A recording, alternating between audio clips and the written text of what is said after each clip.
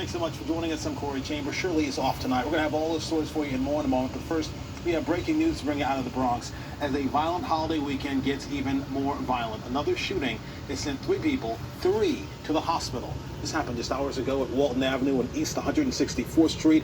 Katie Corrado is live for us tonight, breaking down the numbers of this violent weekend and also telling us how the city is trying to cut down on the gun crime that we're seeing. Katie. Corey, good evening. Police are investigating this triple shooting that happened here on Walton Avenue. This is right next to Joyce Kilmer Park. We are just blocks away from Yankee Stadium. You can actually hear the crowd at the game from our vantage point. We noticed that there is a bullet hole in at least one of the SUVs, multiple police on the scene. The street is shut down.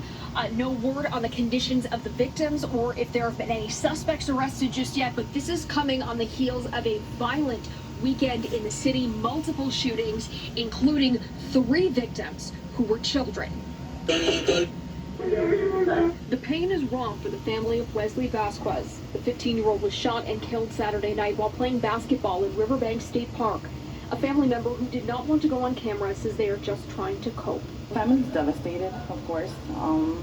You know, you wouldn't wish that on anyone, any teenager. 2 other children were also shot over the weekend. A bullet struck a 12-year-old girl in the shoulder Sunday night in the Mount Hope section of the Bronx, and a 5-year-old girl was shot Friday while sitting in the backseat of a car, also in the Bronx. Acting Police Commissioner Edward Caban visited her in the hospital and made her a promise.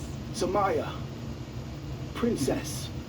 48 hours later, we have 2 individuals identified in the shooting, and the criminal justice system will now begin to take its course.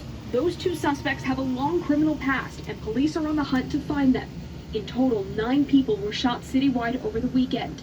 The number of shootings and shooting victims are both down by double digits this year, but the acting commissioner acknowledged that data is not everything. When a child is shot riding in a car or playing in a park, we understand the perception or fear that creates. Violence interrupters like Cartier Conway of Guns Down, Life Up are on the ground day in and day out working to prevent shootings. We out here outside in the nighttime, walking these boroughs and talking to the familiar faces that we know that might get into some trouble, and to tell them this is not the time to do that or don't do it at all. Conway understands the pain that families like Wesley Vasquez's are experiencing. His son was shot in the head 5 years ago. He thankfully survived. Conway knows not everyone is as lucky, but he is dedicated to helping as many teens as possible.